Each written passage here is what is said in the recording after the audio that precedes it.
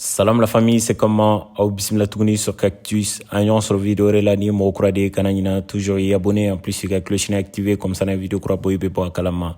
Ina fa ben wala titiri gono tomi abna fo kele ganin bade do Ukraine kon la ni wati na.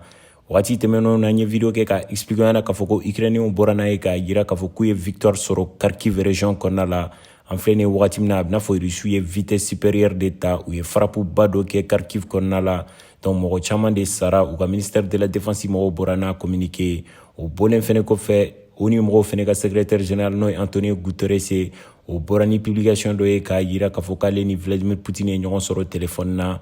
ko n'ale ko ko kɛlɛ bɛ ban ni wagati na a ye galon tigɛ o bɔlen fɛnɛ kɔfɛ actualité ka ca Ukrainien ka président fɛnɛ déplacement dɔ kɛ ka t'u ka dugu dɔ la n'u b'a wele ko Izum dugu min minɛna Russiw la actualité saba naani ɲɔgɔnna de b'an bolo ni vidéo kɔnɔna la k'a débriefer comme d'habitude yanni ka vidéo filɛ i b'a cliquer ni bouton kan walasa ka fanga di vidéo ma c'est parti pour la vidéo. What's up la famille, c'est comment n'a fɔ yana cogo min an filɛ nin Babyland de la Maɲanbugu tournée la ko ni cadeau kɛ ni fɛn b'aw ma yɔrɔ kelen dɔrɔn de don Babyland la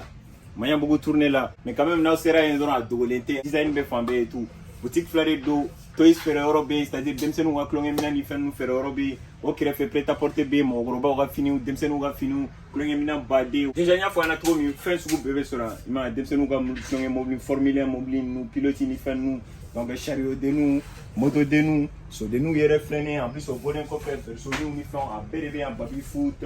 mais tulonkɛminɛn fɛn o fɛn i mago b'a la a bɛɛ de bɛ sɔrɔ a poubelle yɛrɛ la tout est en an bɛ bɔ yan an bɛ taa tour dɔ fɛnɛ kɛ prêt à porter boutique là et tout vous allez voir venez avec moi prêt à porter niveau plein n'a pas y avoir la tour mi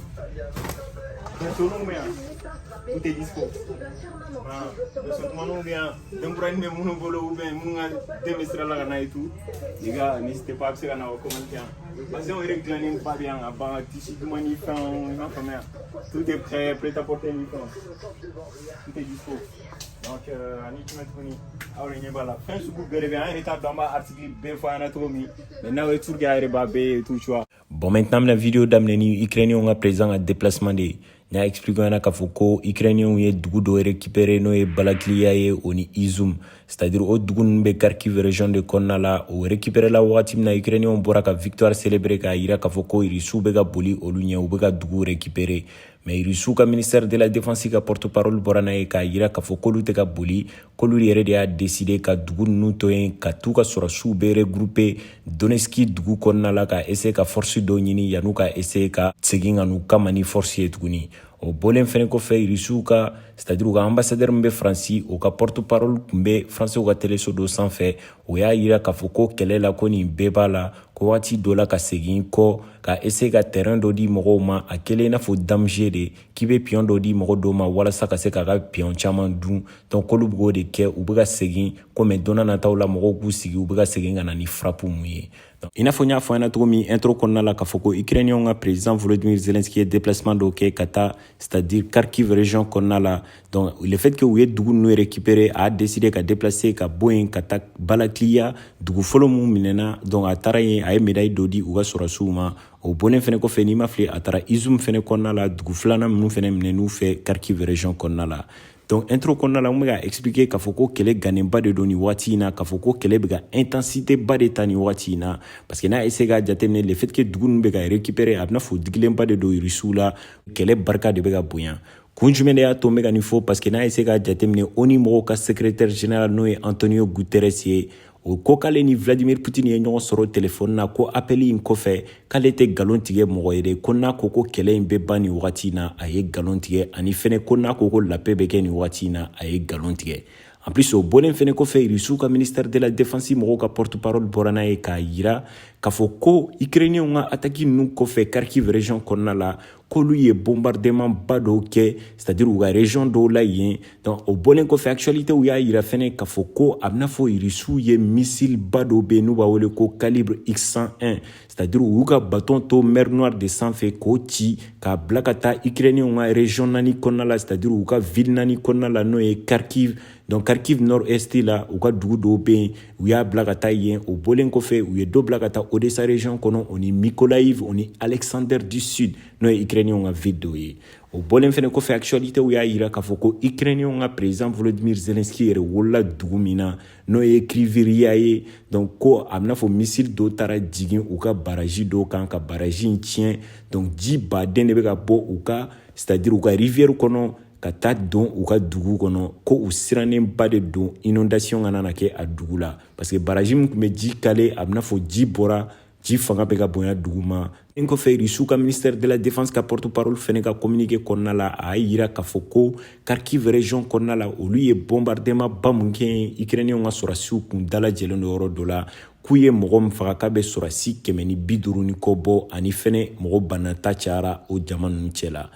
wagati tɛmɛnenw na n y'a expliqué ɲɛna k'a fɔ ko Russie président n'o ye Vladimir Poutine ye ani Chinois ka président n'o ye Xi Jinping ye u kan ka ɲɔgɔnye dɔ kɛ Asie jamana dɔ la n'u b'a wele ko Uzbekistan donc ɲɔgɔnye in kɔnɔna la Asie centrale jamana dɔw fɛnɛ bɛna ka far'u kan n'i ma fili Inde fɛnɛ o ni Pakistan représentant dɔw bɛna ta ka far'u kan donc u bɛ fɛ k'u fanga de fara ɲɔgɔn kan le fait que Occident jamanaw fɛnɛ bɛ ka fara ɲɔgɔn kan k'u fanga di ɲɔgɔn ma cogo min ka essayer ka Russiw ni Chinois kɛlɛ o hukumu de kɔnɔna la olu fɛnɛ bɛ fɛ ka jɛ ka fara ɲɔgɔn kan Asie kɔnɔna la k'u fanga fara ɲɔgɔn kan ka essayer ka dɔ fara u ka wari fangaw kan ka essayer ka baara kɛ u yɛrɛ damaw ni ɲɔgɔn cɛ k'u ka armée fangaw fara ɲɔgɔn kan walasa ka se k'u yɛrɛ lakana ka bɔ Occidentaux ma donc hukumu de kɔnɔna la ɲɔgɔnye in a bɛna fɔ a daminɛna ka ban Chinois ka président Xi Jinping yɛrɛ ka avion jiginna Uzbekistan ka ban mardi donc le 14 septembre donc n'i ma fili sommet in kan ka daminɛ le 15 ka taa bila le 16 la donc u bɛ ka ɲɔgɔnye in a bɛ durer o hakɛ de la kɛlɛ in filɛ nin yɔrɔ min a laban bɛ sɔn ka chauffer trop parce que Russiw ka réaction bɛ sɔn ka bonya trop donc n'u wulila nin zen in na n'u y'a essayer k'u bɛ frappe dɔ kɛ u tɛ ville foyi to yen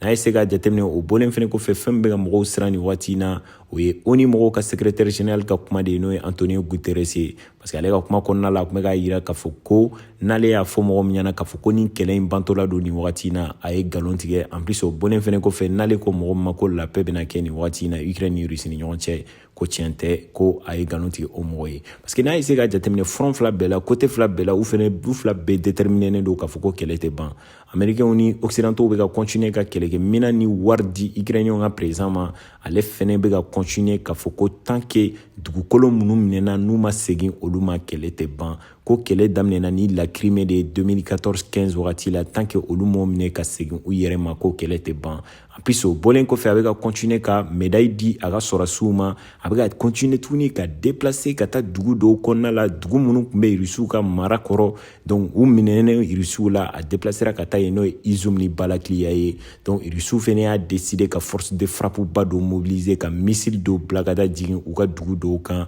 donc k'u b'u ka infrastructure militaire viser donc ko k'u ka sɔrɔsi dɔw faga en plus fɛn min y'a yira k'a fɔ ko réellement Russiw ye frappe mun kɛ tiɲɛ don parce que Ukrainiens yɛrɛ bɔra n'a ye k'a yira k'a fɔ ko Ukrainiens ka président yɛrɛ wolola dugu min na donc ko baraji dɔ tun bɛ Russiw ka missile dɔ y'o baraji ci donc ko ji tɛ ka se ka jɔ ko dugu in laban inondation bɛ sɔn ka kɛ yen occidentaux ka médiaw falen don o de la nin waati in na o kɔrɔ b'a yira k'a fɔ ko Russiw ka ministère de la défense mɔgɔw ye kuma min fɔ k'a fɔ k'olu ye frappe ba dɔw kɛ u ye bombardement dɔw kɛ u ka région kɔnɔna la kuma in ye tiɲɛ de ye donc o bɔlen fɛnɛ kɔfɛ donc le fait que Ukrainiens fɛnɛ bɛ ka continuer k'u yɛrɛ féliciter k'a fɔ k'u bɛ ka dugukolow minɛ Russiw fɛ yen u ka population mɔgɔ dɔw bɛ ka bɔ k'a yira k'a fɔ ko kun jumɛn de bɛ yen c'est-à-dire fɛn jumɛn de bɛ terrain sanfɛ n'u bɛ ka Russiw ka sɔrɔsiw gɛn parce que le fait que Ukrainiens b'a fɔ u ka journaux kɔnɔna la k'a fɔ k'u bɛ ka Russiw gɛn de et pourtant Russiw ko k'u b'u repositionner de k'u ka sɔrɔsiw fanga fara ɲɔgɔn kan walasa ka force de frappe dɔ kɛ tuguni don n'a nataw la mais ni o ma faamuya dɔrɔn ni Ukrainiens y'o fɔ